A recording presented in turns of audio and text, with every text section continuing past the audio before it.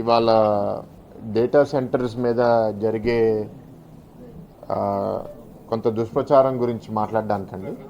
అది కాకుండా మీకేమన్నా క్వశ్చన్స్ ఉంటే అదర్ ఇష్యూస్ కూడా తర్వాత నేను తీసుకుంటాను. సో ఫస్ట్ డేటా సెంటర్ వరకు జీవీఎంసీ కమిషనర్ కేతన్ గారితో అండ్ వాటర్ సప్లై వాళ్ళతో ఇప్పుడే మేము నంబర్స్ అన్నీ చూసుకున్నాము. సో మీరు దాని తర్వాత జీవీఎంసీ కమిషనర్ గారు మీరు మిగతా టాపిక్స్కి వెళ్తే ఆయన వెళ్తారు. దాని తర్వాత we can talk about remaining issues.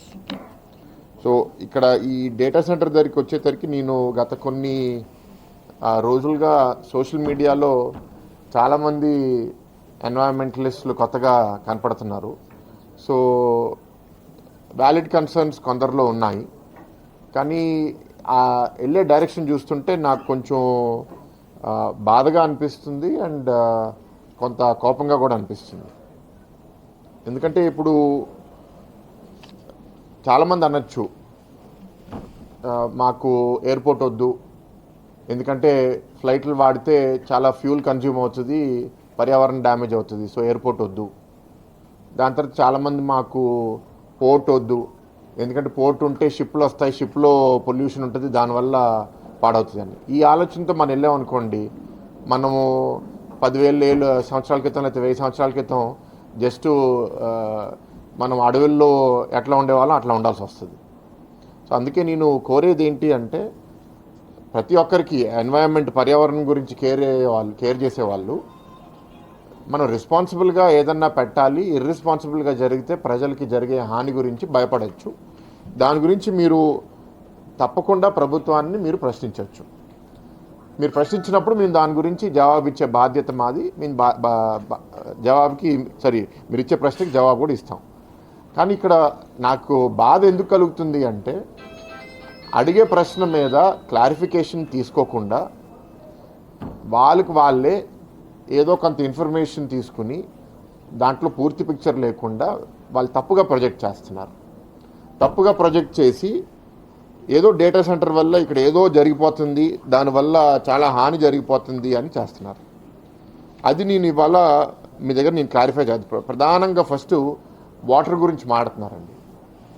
ఇప్పుడు వాటర్ మనం ఒకసారి ఇవాళ డిస్కస్ చేసుకుందాం. ప్రస్తుతం ఇక్కడున్న ఫ్యాక్టరీసు అంటే టౌన్షిప్స్, ఇండివిజువల్ హోమ్స్ అన్నీ కలుపుకుంటే ఇంచుమించు మనకి డిమాండ్ ఒక 470-480 MLD, అంటే మిలియన్ లీటర్స్ పర్ డే. దాంట్లో ఇవాళ ఏంటి అంటే మనము ఆల్రెడీ ఒక 410 million litres per day supply చేస్తున్నాము. మన జనాభా సంఖ్య పెరుగుతుంది, ఎక్కువ ఫ్యాక్టరీస్ విశాఖపట్నానికి వస్తున్నాయి. ఈ ప్రాంతంలో జీవీఎంసీలో ఎక్కువ రీజన్స్ కూడా మనం కలుపుతున్నాము. ఇవన్నీ ఫోర్కాస్ట్ చేసుకుంటే 2026లో మనకి 25 లక్షల జనాభా ఉంటే ఇంచుమించు మనము 2047 లేకపోతే 2040 కల్లా మనం డబుల్ అవుతుందని ఎస్టిమేట్. అంటే చాలా అగ్రెసివ్, అంత అవ్వకపోవచ్చు, కానీ 2040కి 50 లక్షల జనాభా ఇక్కడికి వస్తారు. ఈ ప్రాంతం చాలా పెరగబోతుంది, ఫ్యాక్టరీస్ రాబోతున్నాయి. దానికి మనకి ఎంత వాటర్ కావాలి? సో ఆ క్యాల్కులేషన్ వాళ్ళు ఇక్కడ చేస్తే ప్రస్తుతం ఉన్న ఈ కెనాల్స్, రిజర్వాయర్స్ అంతా మనం చూసుకుంటే ఇన్ఫ్రాస్ట్రక్చర్, వాటర్ గురించి నేను మాట్లాడట్లే, ప్రస్తుతం ఉన్న ఇన్ఫ్రాస్ట్రక్చర్లో మనకి ఆల్రెడీ 1243 MLD సప్లై చేసే కెపాసిటీ ఇవాళ విశాఖపట్నానికి ఉంది. అంత ఎందుకు రావట్లేదు అంటే పోలవరం పూర్తవలేదు కాబట్టి దాంట్లో వాటర్ ఇవాళ ఫ్లో అవ్వట్లేదు. అదనంగా పోలవరం ప్రాజెక్టుతో ఇంకా ఇన్ఫ్రాస్ట్రక్చర్, మౌలిక సదుపాయాలు ప్రభుత్వం యాడ్ చేస్తుంది. ఇప్పుడు ఉన్న ఇన్ఫ్రాస్ట్రక్చరు, యాడ్ అయ్యే ఇన్ఫ్రాస్ట్రక్చర్ రెండు కలిపితే మనకి విశాఖపట్నంకి, అంటే గ్రేటర్ విశాఖపట్నానికి మాత్రమే 2110 MLD మనకి రాబోయే ఒక 2-3 సంవత్సరాల్లో రాబోతుంది. సో మనకి ఎంత కన్జంప్షన్ ఇవ్వాలా? 500, అంటే అవసరం, డిమాండ్ 500. 2110 వస్తే మనకి 4 సార్లు కెపాసిటీ ఉంటుంది. 2040లో ఎంత అవ్వబోతుంది? 2040లో మీరు చూస్తే ఇవాళ మనం పర్ హెడ్ 115 లీటర్లు ప్రతి ఇంటికి సప్లై చేస్తుంటే క్యాల్కులేషన్ బట్టి మనం అది 135 లీటర్స్ పర్ పర్సన్ చేసిన ఆ జనాభా డబుల్, అంటే 25 లక్షల నుంచి 50 లక్షలు అయినా ఫ్యాక్టరీసు, హోటల్స్, టౌన్షిప్స్ అన్నీ పెరిగినా మన టోటల్ ఎస్టిమేట్ ఏంటి అంటే మనకి 1500 MLD, అంటే దాంట్లో డేటా సెంటర్సు, ఈ స్టీల్ ప్లాంట్లు అన్నీ కలిపి. సో 1500 MLD అన్ని ఫోర్కాస్ట్లు కలిపి చేసినా మనకి అదనంగా ఇంకో 580 MLD మిగిలిపోతుంది. ఆ 580 MLDలో మనం సరే మనకు ఊహించలేని విధంగా డేటా సెంటర్ ఇంకెక్కువ కన్జ్యూమ్ చేసినా దానికి బఫర్ ఇంకో 200 పెట్టినా ఇంకో 380 MLD మనకి అదనంగా వాటర్ ఉండిపోతుంది. సో ఎక్కడి నుంచి ఈ భయాలు సృష్టిస్తున్నారో నాకైతే అర్థం అవ్వట్లేదండి. ఇప్పుడు ఏంటంటే ఆ పోలవరం ఇంకా అవ్వలేదు కదా, వాటర్ రాలేదు కదా అంటే ఇంకా డేటా సెంటర్ కూడా అవ్వలేదు. డేటా సెంటర్ అయిన తర్వాతే కన్జంప్షన్ స్టార్ట్ అవుతుంది. సో పోలవరం అవ్వడము సింక్ చేసుకునే వాటర్ అవైలబిలిటీ ఉంటుందనే ఆలోచనతో ఇవాళ ప్రభుత్వం పనిచేస్తుంది. సో వాటర్ అవైలబిలిటీ ప్రాబ్లం కాదు. ఇంకో కొందరు అంటారు వాటర్ అవైలబిలిటీ ఉంది కదా అని వాడడం కరెక్ట్ కాదు అంటే, మనం వాడపోతే అది ఎట్లాగో సముద్రం లోపలికి వెళ్తుంది. ఇంకో పాయింట్, ఇవాళ మనం సముద్రం దగ్గర ఎందుకు పెడుతున్నాము అంటే ప్రపంచవ్యాప్తంగా చాలామంది రికమెండ్ చేసేది సముద్రం దగ్గర పెడితే సీ వాటర్ని కూడా మీరు కన్వర్ట్ చేసుకుని దాన్ని కూడా కూలింగ్ కోసం వాడుకోవచ్చు అని. సో ఇవాళ మీరు అనేక దేశాల్లో, మీరు మిడిల్ ఈస్ట్లో చాలా దేశాలు, ఇజ్రాయెల్, ఇవాళ మన దేశంలోనే బాంబేలో ఒక పెద్ద డీసాలినేషన్ ప్లాంట్ కడుతున్నారు. మనం కూడా విశాఖపట్నంలో డీసాలినేషన్ ప్లాంట్ మీద ఇవాళ స్టడీ చేస్తున్నాం. డీసాలినేషన్ అంటే ఏంటి? సముద్రపు నీళ్ళని తీసుకుని దాన్ని మనము కన్వర్ట్ చేసి దాంట్లో ఉప్పు మిగతా అన్నీ తీసేస్తే అది ఫ్రెష్ వాటర్గా మనం కన్వర్ట్ చేసుకోవచ్చు. ఇవాళ డీసాలినేషన్ ప్లాంటు పుడిమడకలో 100 MLD ప్లాంట్ పెట్టడానికి ఫస్ట్ ఫేజ్లో ఆల్రెడీ ఒక ప్రతిపాదన జరుగుతుంది. అది పెట్టుబడి ఇంకెవరో పెడతారు, మనం పెట్టము. పెట్టుబడి పెట్టి మనకు అమ్ముతారు వాటర్ని. ఆ వాటర్ని మనము ఇండస్ట్రియల్ కన్జ్యూమర్స్కి సప్లై చేస్తాం అవసరం ఉంటే. మనం ఎందుకు అది పెడుతున్నాము మీరు అడగచ్చు. మీకు 580 MLD పోలవరం వచ్చిన తర్వాత మిగిలిపోతుంది కదా, మీరు డీసాలినేషన్ ఎందుకు పెడుతున్నారు అని. ఎందుకు అంటే మనకి సంవత్సరంలో 12 నెలల్లో ఒకవేళ ఒక సంవత్సరం వర్షం సరిగ్గా పడకపోయినా, లేకపోతే ఒకవేళ మనకి వాటర్ ఆ నెలలో సరిగ్గా ఫ్లో అవ్వకపోయినా, షార్టేజ్ ఉండకూడదు, మనకి కంటిన్యూస్గా ఉండాలని డీసాలినేషన్ ప్లాంట్ కూడా ఇవాళ నగరంలో జీవీఎంసీ ప్లాన్ చేస్తుంది. సో ఇది చాలా ఇంపార్టెంట్ ఇన్ఫర్మేషన్ అండి. ఎందుకంటే వాటరు అయిపోతుంది లేకపోతే సిటిజన్స్కి వాటర్ ఉండదు అనేది కంప్లీట్గా దుష్ప్రచారం. నెక్స్ట్ పవర్ సప్లై మా ఇవాళ సిటీ అంతా కలిపి 1.5-2 గీగావాట్స్ కన్జ్యూమ్ చేస్తుంది. ఈ డేటా సెంటర్ ఒకటే 1 GW కన్జ్యూమ్ చేస్తే ఎట్లా అని ఇప్పుడు ఒకటే అడుగుతున్నానండి. మీరు ప్రపంచవ్యాప్తంగా చాలామంది ఉదాహరణలు ఇస్తున్నారు. ఈ రాష్ట్రంలో ఇబ్బంది అవుతుంది, ఈ దేశంలో ఇబ్బంది అవుతుంది అంటే ఇంకో రాష్ట్రము వాళ్ళ వాటర్ ప్లానింగ్, వాళ్ళ పవర్ ప్లానింగ్ సరిగ్గా చేసుకోలేదు కాబట్టి ఆంధ్రప్రదేశ్ని ఎందుకు పనిష్ చేయాలి? మీరు చూస్తే చాలా దేశాల్లో, చాలా రాష్ట్రాల్లో వాళ్ళు కొత్తగా ఇవాళ ఇరిగేషన్ ప్రాజెక్ట్స్, డ్యామ్స్ కట్టట్లేదు. చాలా దేశాల్లో వాళ్ళ ఎనర్జీ మనం కట్టే స్పీడ్లో వాళ్ళు కట్టట్లేదు.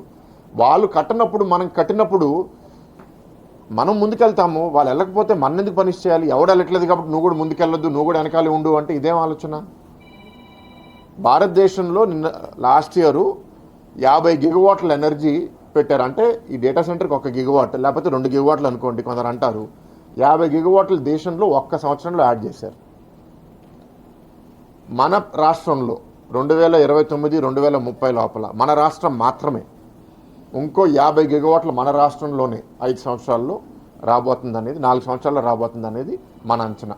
ఇప్పుడు చేసిన ప్రాజెక్ట్ ఇనాగరేషన్ 50 GW వస్తే దాంట్లో డేటా సెంటర్స్ 2-3 GW కన్జ్యూమ్ చేస్తే మన పవర్ ప్లాంట్లు పెడితే ఎవడో కన్జ్యూమ్ చేయాలి కదండి. లేకపోతే పవర్ ప్లాంట్లు పెట్టేసి కన్జ్యూమ్ చేయకపోతే పవర్ ప్లాంట్ వాళ్ళు ఏం చేస్తారు? ఆ పెట్టుబడులు వాళ్ళు ఎందుకు పెడుతున్నారు ఇక్కడ పవర్ ప్లాంట్లు? ఆంధ్రప్రదేశ్ మీద ఎందుకుంది వాళ్ళకి నమ్మకం? మీరు మీ స్టేట్ని ఇండస్ట్రియలైజ్ చేస్తున్నారు, మీరు పవర్ ప్లాంట్స్ పెడితే మాకు కన్జ్యూమ్ చేసే కస్టమర్ కూడా ఉంటాడు కాబట్టి పెడతాడు. ఎవడైనా కస్టమర్ లేకపోతే పవర్ ప్లాంట్ ఇక్కడ ఎవడు పెడతాడు?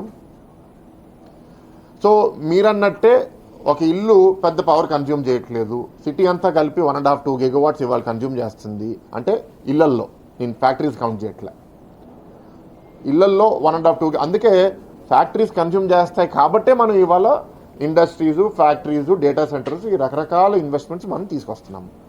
సో ఎనర్జీ మేనేజ్మెంట్కి ఇవాళ మీరు చూస్తే ఇక్కడ నాకు డేటా ఉంది. తర్లువాడ, ముడసర్లోవా, రాంబిల్లి, అంతా కలిపి మనకి పీక్ లోడ్ అంటే అది రెగ్యులర్గా వాటర్ కానీ అంతా కలిపి 700 MVA పీక్ లోడ్. అంటే రోజులో 24 అవర్స్ పీక్ లోడ్ వెళ్ళదు, కొన్ని నిమిషాలు వెళ్ళచ్చు, ఒక గంట వెళ్ళచ్చు. దానికోసం కూడా మనం ఏంటంటే పవర్ లైన్లు సపోర్టింగ్గా ఉండేటట్టు మనము బిల్డ్ చేసుకోవాలి. అండ్ ఈ ఎనర్జీ అనేది రెన్యూబుల్ ఎనర్జీ నుంచి రావాలి అని ఒక గ్లోబల్ మ్యాండేట్ ఉంది.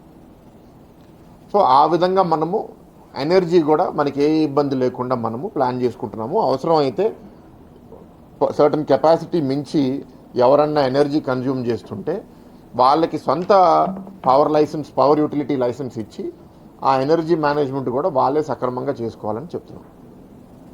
3, పర్యావరణానికి ఇంపాక్ట్ ఏంటి అంటే 2 కారణాలు. ఒకటి, కొన్ని ల్యాండ్లో వాళ్ళు చెట్లు తీసేస్తున్నారు, ఎన్వైరన్మెంటల్ పర్మిషన్ లేదు అనేది ఒక దుష్ప్రచారం. 2, ఈ డేటా సెంటర్స్ రావడం వల్ల వేడి పెరిగిపోతుంది. ఇప్పుడు మీరు చూస్తే మనకున్న ఈ 3 సైట్లలో ఎక్కడెక్కడైనా మనం ట్రీస్ తీస్తుంటే ఫస్ట్ ట్రీస్ తీయడానికి మనము ఇక్కడ లోకల్ పర్మిషన్ తీసుకుని చేస్తాం. రేపు ఫ్యాక్టరీ కట్టడానికి మనకి ఎన్వైరన్మెంటల్ క్లియరెన్సెస్ కావాలి. ఎన్వైరన్మెంటల్ క్లియరెన్సెస్ మనకు ఆల్రెడీ 3 సైట్లకి మనకి ఎన్వైరన్మెంటల్ క్లియరెన్సెస్ వచ్చినాయి. ఎప్పుడు వచ్చినాయి? ఎన్వైరన్మెంటల్ ఇంపాక్ట్ అసెస్మెంట్ చేసి తర్లువాడ, రాంబిల్లి లొకేషన్స్కి 18 ఏప్రిల్ 2026లో ఎన్వైరన్మెంటల్ క్లియరెన్స్ వచ్చింది. ముడ్సర్లో అడవివరం సైట్కి 10th జూన్కి ఎన్వైరన్మెంటల్ క్లియరెన్స్ వచ్చింది. ఎన్వైరన్మెంటల్ క్లియరెన్స్ వచ్చిన తర్వాత ఎన్వైరన్మెంటల్ క్లియరెన్స్ లేదు అని ఎందుకు అంటున్నారు? దీంట్లో ఏదో తప్పు జరిగింది అంటే ఒక ప్రభుత్వము సక్రమంగా ఫాస్ట్గా పనిచేస్తే కూడా ప్రజలకు ఇబ్బందేనా? కొన్ని ప్రభుత్వాలు చేయవు, నేను ఒప్పుకుంటాను. అందరు ప్రభుత్వ అధికారులు ఫాస్ట్గా పనిచేయకపోవచ్చు, అది కూడా నేను ఒప్పుకుంటాను. కానీ రాష్ట్రంలో నాయకత్వం ఇవాళ స్పీడ్ ఆఫ్ డూయింగ్ బిజినెస్ అని 2 సంవత్సరాల నుంచి మేము మాడుతున్నాము. అన్నీ ఇప్పుడు ప్రతి ఒక్కటి మనము ఏంటి అంటే, మీరు మొన్నే నారా లోకేష్ గారు కూడా వచ్చి మాట్లాడారు. మనం ఇక్కడ లైట్ ఫైటర్ జెట్ ఆంధ్రప్రదేశ్లో మ్యానుఫ్యాక్చరింగ్ చేయాలని కన్విన్స్ చేసుకుని డిఫెన్స్ మినిస్ట్రీని పెడతాం. అది మాట్లాడినప్పటి నుంచి గ్రౌండ్ బ్రేకింగ్కి 36 రోజుల్లో చేశారు. అంటే ఫాస్ట్గా చేయడం కూడా ఒక పనిష్మెంటా? ఇదేంటి నాకు అర్థం అవ్వట్లేదు. ఇప్పుడు ఏంటంటే నేను ఏదైనా తప్పు చేస్తే మీరు ప్రశ్నించవచ్చు. ఎన్వైరన్మెంటల్ క్లియరెన్స్ సక్రమంగానే జరిగింది కదా. ఇప్పుడు ఎన్వైరన్మెంటల్ క్లియరెన్స్ ఫాలో చేసే కదా వాళ్ళు ఇప్పుడు ల్యాండ్ క్లియర్ చేయడము. ఇప్పుడు చెట్లు ఇప్పుడు ఓవరాల్ మీరు చూస్తే ప్రపంచవ్యాప్తంగా ఏ దేశాల్లో ట్రీ కవర్ పెరుగుతుంది అంటే ఫారెస్ట్ కవరు, ట్రీ కవర్, దేనివల్ల అయితే మనకి టెంపరేచర్స్ కంట్రోల్లో ఉంటాయి. ఇండియా, చైనా, ఈ 2 దేశాల్లో గత 10 సంవత్సరాల్లో ట్రీ కవర్ పెరిగింది, తగ్గలేదు. సో ఎక్కడి నుంచి వస్తున్నారు ఈ ఎన్వైరన్మెంటలిస్ట్? ట్రీస్ పోతున్నాయని. ఇండియాలో ట్రీ కవర్ పెరిగిందండి, తగ్గలేదు. సో అదొక దుష్ప్రచారము. నెక్స్ట్ ఏమంటారు, ఇది గూగుల్ కాదు, ఇది మీరు అదానీకి, ఎయిర్టెల్కి ఇచ్చేస్తున్నారు అని. మీరు గ్రౌండ్ బ్రేకింగ్ సెరమనీ మీరు గమనిస్తే ఆ రోజు గ్రౌండ్ బ్రేకింగ్ సెరమనీలో Adani connects team, Airtel team, Google team 3 participate చేశారు. ఎందుకు పార్టిసిపేట్ చేశారు? గూగుల్ అనేది ఒక అంతర్జాతీయ కంపెనీ. వాళ్ళకి లోకల్గా ఇక్కడ ఇంప్లిమెంట్ చేయడానికి, లోకల్ పర్మిషన్స్, కన్స్ట్రక్షన్ చేయడానికి లోకల్ ప్లేయర్స్ మీద ఆధారపడతారు. బట్ ఆ టెక్నాలజీ, ఆ జీపీయూస్, ఆ కంప్యూట్ కెపాసిటీ, ఆ ఇంటెలిజెన్సు అదంతా గూగుల్దే. అంటే ఒక సాధారణ మనిషికి అర్థం అవడానికి, ఇప్పుడు ఒక తాజ్ హోటల్ ఉంటుంది, లేకపోతే ఒక ఓబరాయ్ హోటల్ ఉంటుంది. ఆ కట్టేది కాంట్రాక్టర్ ఎవరో ఉంటారు, ఆ బిల్డింగ్ ల్యాండ్ ఓనర్ ఎవరో ఉంటారు. కానీ ఎవరన్నా మాట్లాడుకునేటప్పుడు ఆ ల్యాండ్ ఓనర్ది కాబట్టి ల్యాండ్ ఓనర్ హోటల్ సరిగ్గా మేనేజ్ చేయట్లేదని ఎవరన్నా అంటారా? ఏమంటాం మనము? తాజ్ హోటల్లో సర్వీస్ బాగుందంటాం, లేకపోతే తాజ్ హోటల్లో సర్వీస్ బాగాలేదంటాం. అంటే అందరికీ గుర్తింపు ఎక్కడి నుంచి వస్తుంది? తాజ్ మీద వస్తుంది. అది వీళ్ళు గ్రహించకుండా మీరు పర్మిషన్స్ అదానికి ఇస్తున్నారు, లేకపోతే అది దాయడానికి ఏముందండి? ఇక్కడ ఇన్ఫ్రాస్ట్రక్చర్ పార్ట్నర్స్ వాళ్ళే అని డే 1 నుంచి చెప్తున్నాం కదా. కొంత మీరు ల్యాండ్ ఎక్కువ ఇచ్చారు, లేకపోతే కొంత మీరు స్కోప్ పెరిగారు. అవును, ఇప్పుడు కొంచెం ఇన్వెస్ట్మెంట్ పెరుగుతున్నప్పుడు మేము ప్రోత్సహిస్తాం. ఎప్పుడు మేము కాదనాలి? వాటర్ సప్లై చేయలేము, పవర్ సప్లై చేయలేము. పవరు వాటర్ వల్ల సిటిజన్స్కి ఇబ్బంది అవుతుంది కాబట్టి మీరు అడిగేది మేము చేయలేము అంటే ఇవ్వము. ఇవాళ మీరు చూస్తే మీకు ఇందాక మీ లెక్క చెప్పాను మీకు, డేటా సెంటర్సు, ఇండస్ట్రీసు, జనాభా అంతా కలిపినా మనకి 1500 MLD కన్జంప్షన్ ఉండబోతుంది. అదనంగా 580 MLD మిగిలిపోతుంది. సో ఎందుకు పెంచకూడదు? వేడిగా అవుతుంది. ఎస్, డేటా సెంటర్ సైట్ లోపల వేడిగా అవుతుంది, కాదనట్లేదు. కానీ స్టడీసు ప్రపంచవ్యాప్తంగా డేటా సెంటర్స్ ఉన్నాయి కదా, మీరు వెళ్ళి చూస్తే విదిన్ 100-200 మీటర్స్ ఎనర్జీ హీట్ తగ్గిపోతుంది. దాని తర్వాత ఇంకా వేడి అనేది ఎవరు నోటీస్ చేయలేరు, చెప్పలేరు. అందుకే కదా వాళ్ళకి పెద్ద సైట్స్ ఇచ్చేది. ఎందుకు ఇస్తున్నాము? ఆ హీట్ వాళ్ళ క్యాంపస్లోనే కంటైన్ అవుతుంది అని. నెక్స్ట్ అలిగేషన్, చాలా సౌండ్ క్రియేట్ చేస్తుంది అని. ఇప్పుడు మీరు ఎక్కడికి వెళ్ళినా సరే ఒక ఏసీ ఉన్నా, ఒక జనరేటర్ ఉన్నా సౌండ్ రాదా? అవుట్డోర్ ఏసీ ఉంటే, ఒక జనరేటర్ ఉంటే సౌండ్ రాదా? ఇక్కడ ఉన్నది ఏంటి టెక్నాలజీ? లోపల చిప్స్ ఉంటాయి. ఆ ఎనర్జీ చిప్స్ హీట్ జనరేట్ చేస్తాయి. ఆ జనరేట్ చేసే ఈ హీట్ని కూల్ చేయడానికి మనము ఏసీ వాటర్ వాడతాము. ఆ ఏసీ వాటర్ ఎనర్జీ బ్యాకప్ కోసము జనరేటర్ వాడతాము. ఇది దీంట్లో పెద్ద రాకెట్ సైన్స్, ఏదో పెద్ద మ్యానుఫ్యాక్చరింగ్ ఇక్కడ ఏం జరగట్లే. మన ఇంట్లో ఉన్న ఒక చిన్న యూపీఎస్ లేకపోతే ఒక చిన్న డేటా సెంటర్ని మనం 1000 సార్లు మల్టిప్లై చేస్తే ఎంత హీటు ఎంత సౌండ్ అంతే, ఇంచుమించు. అంటే అర్థం అవడానికి చెప్తున్నాను.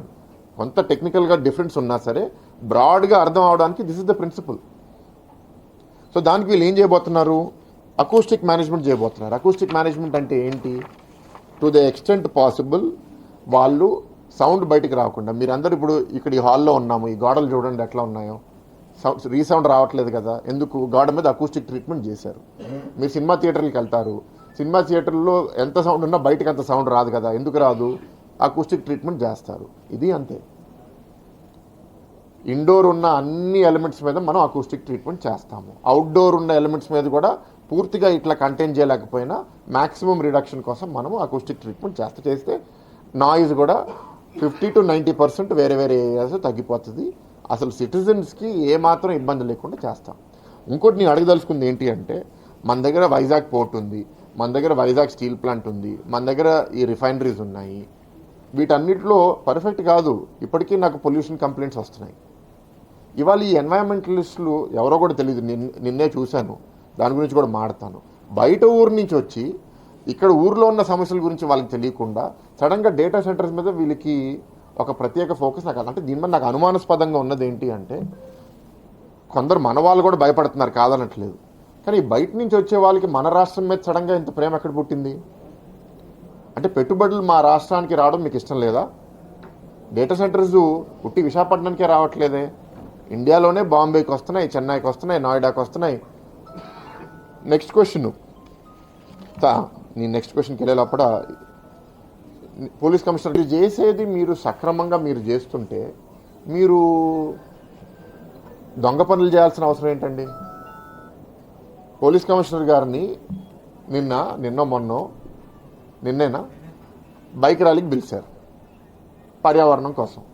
బైక్ ర్యాలీకి పిలిస్తే బైక్ ర్యాలీకి వెళ్ళారు ఆయన. బైక్ ర్యాలీకి వెళ్ళిన తర్వాత ఎవరో కొందరు మహిళలు వచ్చి పర్యావరణం కోసం మీ సపోర్ట్ కావాలి అంటే సపోర్ట్ చేస్తా అన్నాడు ఆయన.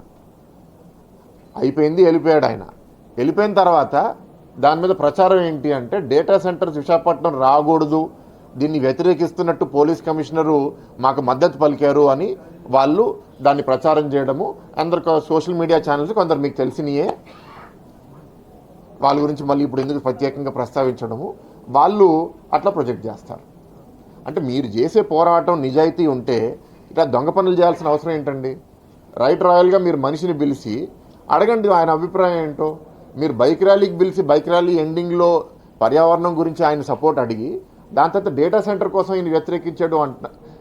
ఆయన ప్రశ్నించే నేను కూడా పోలీస్ కమిషనర్ గారిని ప్రశ్నిస్తే నన్ను చీట్ చేశారండి వీళ్ళు నా ద్వారా తద్వారా నేనేదో ప్రభుత్వానికి నేను వ్యతిరేకంగా మాట్లాడినట్టు ప్రొజెక్ట్ చేశారు కాబట్టి నేను కూడా ఒఫీషియల్గా పోలీస్ కంప్లైంట్ వీళ్ళ మీద ఇస్తాను, I will file a case on those people also అని పోలీస్ కమిషనర్ గారు చెప్పారు.